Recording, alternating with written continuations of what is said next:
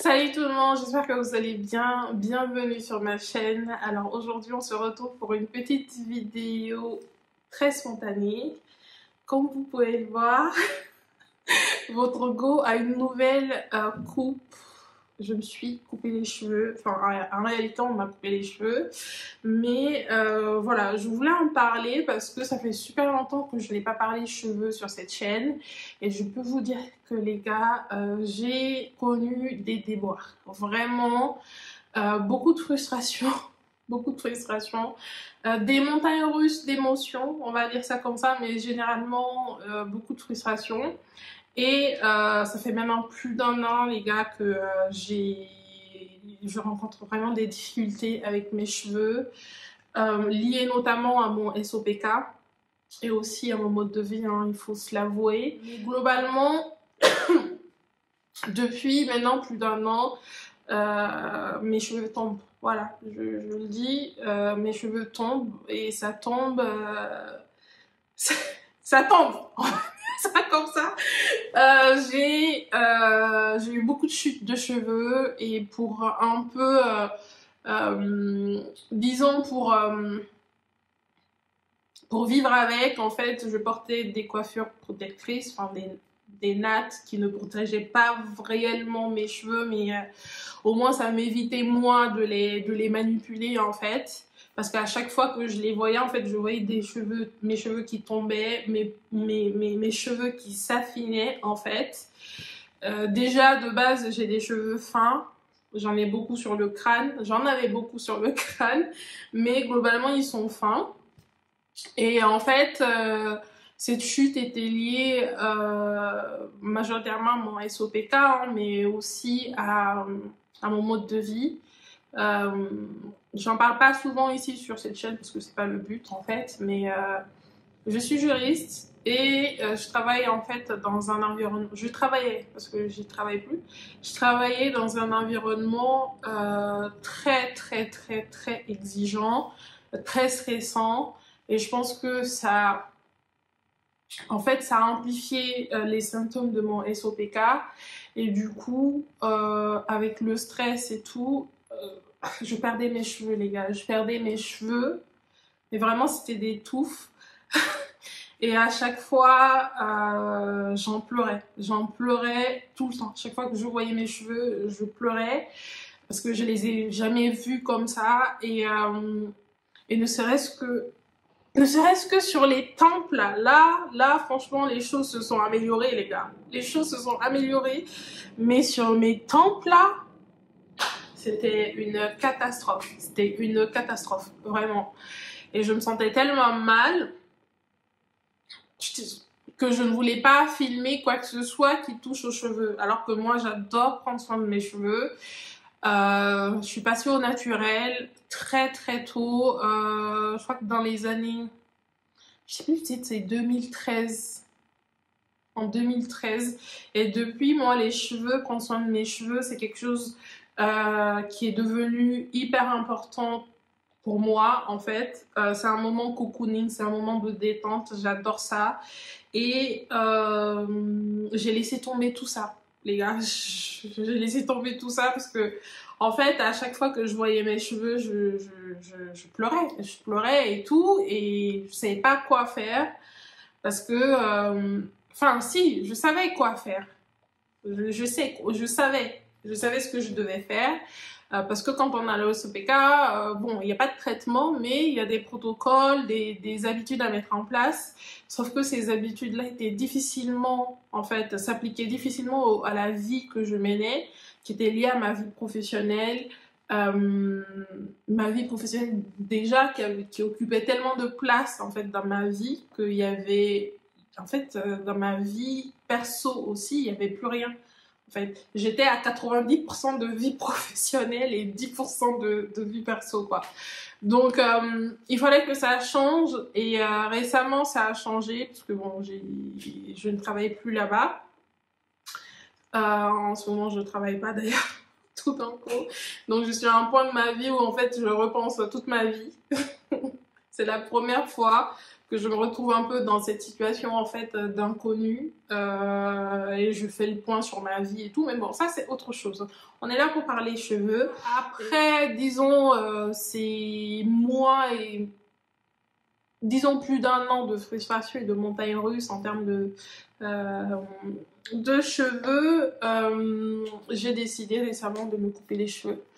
Parce que, les gars, quand j'étais à la fac, je portais mes cheveux courts. Pas parce que voilà, j'avais des difficultés à les manipuler ou quoi que ce soit, ou mais c'est juste que j'ai kiffé les cheveux courts. J'adorais les cheveux courts. À l'époque, je faisais 30 kilos de moins.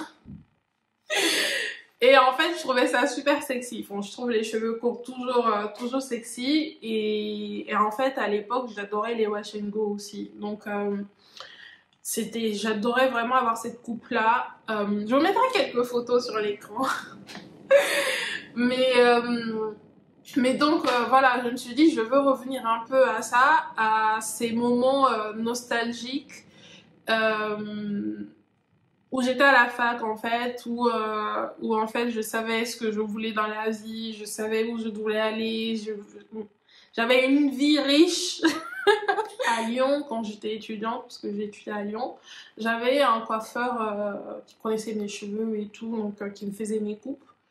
Mais à Paris, en Île-de-France, franchement, j'ai eu 2 expériences pas très agréables dans les salons de coiffure, donc voilà, je voulais vraiment, je voulais trouver quelqu'un de sérieux, qui soit compétent aussi, vraiment qui sache manipuler les cheveux afro et tout. Et j'ai trouvé donc cette nana qui s'appelle Marianne, je crois que son compte Instagram c'est les cheveux de Marianne. Et elle est super mignonne, franchement super mignonne. Elle a un salon de coiffure vers Haussmann. Et du coup, j'y suis allée, j'ai pris rendez-vous. Et j'y suis allée et on a parlé cheveux, je lui ai parlé de mes problématiques, de tout ce que je rencontrais. Il se trouve qu'elle avait aussi le SOPK, donc c'était c'était sympa. J'ai passé un bon moment, elle a coupé mes cheveux, j'ai pas tout filmé. En fait, est-ce que j'ai filmé? Non, j'ai pas filmé. Je crois que j'ai filmé un peu mes cheveux avant et après, mais j'ai pas filmé le process parce que je voulais vraiment être dans le moment et prendre le temps de non, et juste passer un bon moment. Et c'était vraiment agréable et tout. Elle s'est bien occupée de mes cheveux. Elle a commencé par couper mes cheveux à sec. Et ensuite, elle m'a fait des soins. Et du coup, je voulais même vous parler de ces produits-là parce que c'est cette gamme qu'elle a utilisée. En fait, à la fin, c'est mignon, mais à la fin, en fait, on va dire de la séance, il y a un petit carnet comme ça où en fait, elle parle de tout le process. Donc, et des produits en fait qu'elle a utilisés. Elle m'a parlé de cette gamme qui est de la marque, c'est quoi? Inheritance Curl Care. Je sais pas si c'est une marque professionnelle ou pas, mais en gros, elle m'a dit que c'est une marque américaine et tout. C'est la première fois que j'en parle et les produits sont vraiment top. Franchement, elle m'a fait tous mes soins, shampoing. Elle a utilisé un shampoing, un masque et tout. Et après, elle m'a fait un wash and go. Et là, elle a noté tous les produits qu'elle a utilisés. Le shampoing Curl Renew, c'est celui-ci, parce qu'en fait, en partant, le wash and go était tellement canon, mes boucles étaient tellement sublimes, mes cheveux hydratés, que voilà, j'ai pris ces produits-là avec elle. Ce sont des échantillons, hein, mais ça reste quand même assez généreux, je trouve. 49,99 € pour 49 €. Bon, 50 €, on va dire ça comme ça. Et en fait, elle a utilisé donc le shampoing Curl Renew Shampoo que je n'ai pas encore utilisé. Elle a utilisé ensuite le masque qui est le Unconditional Love Deep Conditioner Masque Capillaire de la même gamme, même marque, Inheritance Curl Care. Et ensuite, elle a utilisé le Curl Butter Inheritance, le Curl Butter que j'ai utilisé pour faire mon twist out. Oui, là j'ai fait un twist out. Et ensuite, la gelée. Elle a utilisé la gelée pour définir les boucles. Alors, c'est quoi la gelée? Elle est où la gelée? Gelée... Ah voilà, Hold It Right There. C'est un gel.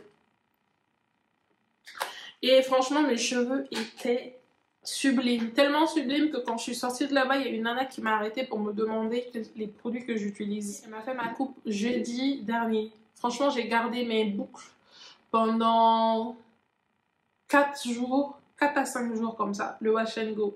4 à 5 jours. Et du coup, hier, moi, je me suis pas fait de shampoing, mais je me suis fait un co-wash. Voilà, j'ai utilisé le Coconut Co-Wash de chez Azayam. Vous savez que c'est l'un de mes produits préférés, si ce n'est mon co-wash préféré. Je vais peut-être tester d'autres co-wash maintenant que j'ai les cheveux courts et tout. Mais c'est vraiment l'un de mes co-wash préférés. Voilà, le produit il lave, il fait le taf, les cheveux sont hydratés et puis on peut démêler avec. Et ensuite, toujours sous la douche, j'ai mis mon Moisture Recovery Treatment Balm de ce Joico. Si vous me suivez, vous savez aussi que ça, c'est mon produit OG. Je l'adore, j'ai toujours une bouteille avec moi. Parfois, je lui fais des infidélités, mais j'y reviens toujours. Parce qu'en fait, en termes d'hydratation, c'est le meilleur produit. Franchement, c'est le... Je vous en parle tout le temps. Tout le temps, tout le temps. Alors, la composition n'est pas oufissime, pour être honnête. Mais les résultats sont là. Franchement, les résultats sont là. Donc, j'ai mis ce produit-là. J'ai démêlé mes cheveux sous la douche. J'en ai profité pour laver ma douche et tout. Et du coup, je l'ai laissé poser, disons, 10 minutes comme ça, là, sous la douche. J'ai rincé. Ensuite, j'ai utilisé le... Qu'est-ce que j'ai utilisé? J'ai utilisé le curl... Non, c'est pas le curl butter. Non. Si, j'ai utilisé le Daily Curl Booster. C'est le Leave-In Conditioner. Et ensuite, j'ai utilisé le Curl Butter. Alors, le Daily Curl Booster, je sais pas, je l'ai pas... Je sais pas. Alors, c'est un révitalisant. Donc, dès que je l'ai mis sur mes cheveux, en fait, j'ai senti que mes cheveux... Vous savez, l'impression qu'on a quand on utilise des protéines. C'est vrai que mes cheveux, je suis un peu asséchée sur le coup. Ils ont réagi comme s'ils étaient agressés un peu. Ils étaient un peu secs quand je l'ai utilisé au niveau juste de la sensation tout de suite. Et après, j'ai utilisé le Curl Butter. Par contre, le Curl Butter, ce produit est épais. Épais. Par contre, ils sentent tellement bon. En fait, toute la gamme sent super bon. Mais j'ai utilisé ces deux produits uniquement sur mes twists. J'ai fait mes twists hier soir. Ouais, je crois que c'était hier soir.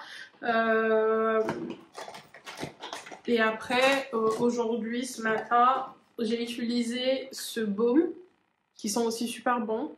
En fait, c'est un baume. Par contre, il est hyper léger quand on le chauffe un peu dans la main.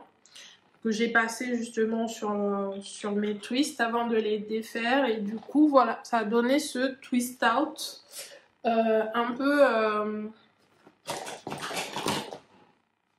disons pas très défini, parce que moi je n'aime pas trop les twist out hyper définis, surtout que mes cheveux sont fins, donc j'ai besoin du volume, et pour ça je sépare vraiment les boucles, et après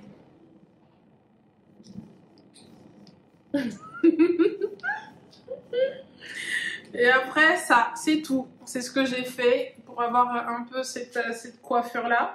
Mais quand j'ai défait mes twists, même là mes cheveux sont tellement doux. Je pense que c'est dû en fait à ce combo, le Curl Butter et ça.